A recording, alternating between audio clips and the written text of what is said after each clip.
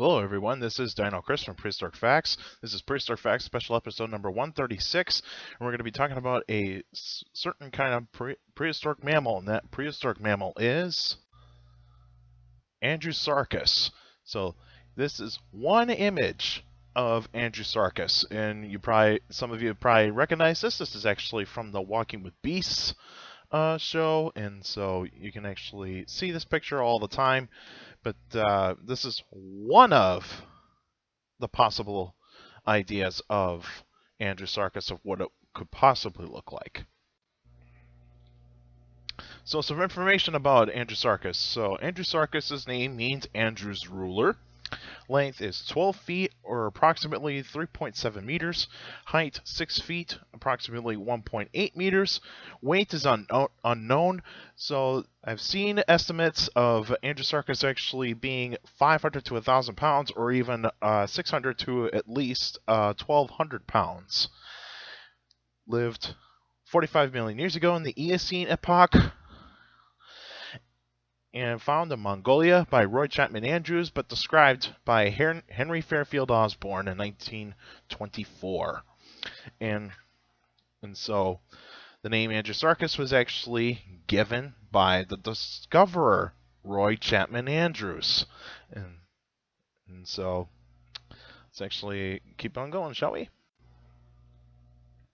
So the map on the upper left corner right here, you can see where Mongolia is highlighted. This is where Andrewsarchus is mostly found.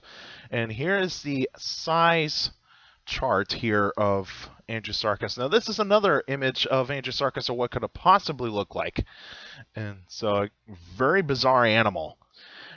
And this is the holotype. This is the holotype skull of Andrewsarchus, and that is all that is found of Andrewsarchus. So Andrewsarchus has not been found fully complete, and there has not been that many specimens at all. So this is the only known specimen by far in terms of the paleontological record. Could there be Andrewsarchus fossils out there that have been found, but possibly in private collectors? It's a possibility,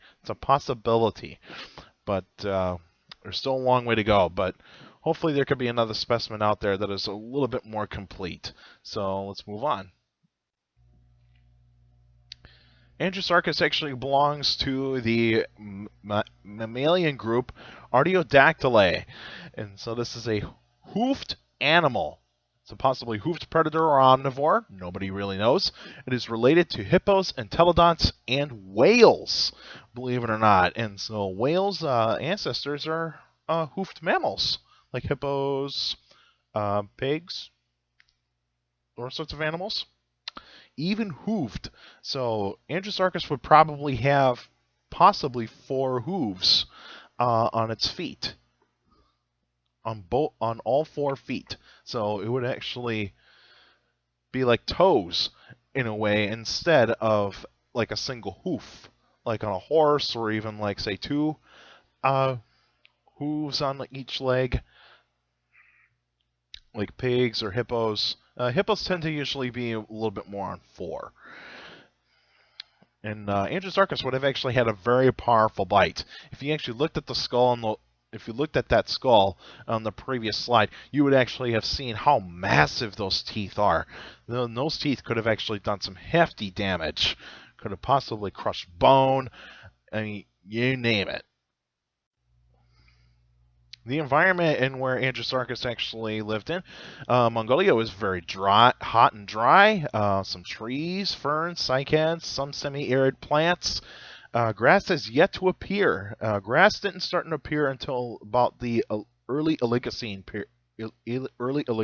epoch. And then there's also lots of flowers. And there were all sorts of animals living around that time too, like insects, birds, amphibians, reptiles, and of course other mammals. And this was the beginning of the rise of mammals at that time. And mammals started to get bigger, faster, stronger, and even smarter. And so this is when the mammals really started to take over the planet. They didn't start taking over the planet until the late Eocene to the early Oligocene. The diet of Andrewsarchus, it's unknown what Andrewsarchus really ate, and so it's either predator or an omnivore. If predator, it'd be eating carrion and possible juvenile brontotheres. It would not take down the fully adult ones, because full-grown adults would be a handful for a predator, and they're too large for a single predator to actually take down.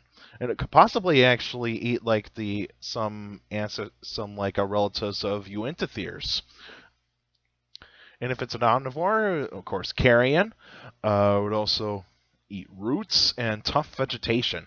And there has been some speculation on one canine tooth that was actually found on the holotype skull, suggesting that there were grooves in the teeth that are actually suggesting that this thing would have actually been eating roots, digging up roots like a pig would.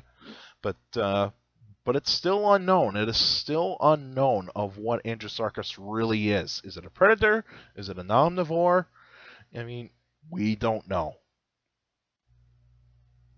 And the extinction of Andrewsarchus is due to climate change. And the late Eocene actually had some drastic changes. The planet started to cool.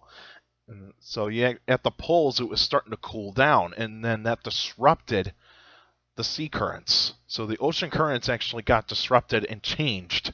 And then all other climates and the climates around the world were actually changing rapidly. And so you might actually have extended periods of droughts, and also you might actually have shortened rainy seasons. Mongolia started to get drier. And of course, other animals were actually filling in those niches of that, like of all those other animals that actually died out. So in Andrewsarchus' case, it might have actually been the entelodonts.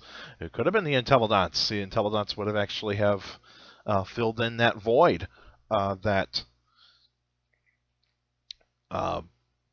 Andrewsarchus actually was in. But the entelodonts did migrate to Asia. They were actually I think they were originally from Asia, but then they migrated over to North America, and then you actually have like all those crazy-looking entelodonts like Archaeotherium and Daeodon. List goes on and on.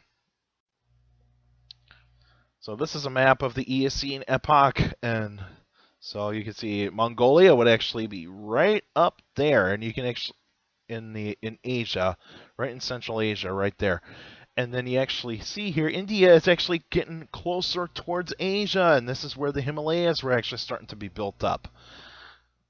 And then when you actually have the cooling climate actually happening, so you can see on the northern pole, right up here and towards North America, you can see some ice actually building up there. Antarctica would have actually been the one that would actually saw the drastic changes happening to the ocean currents.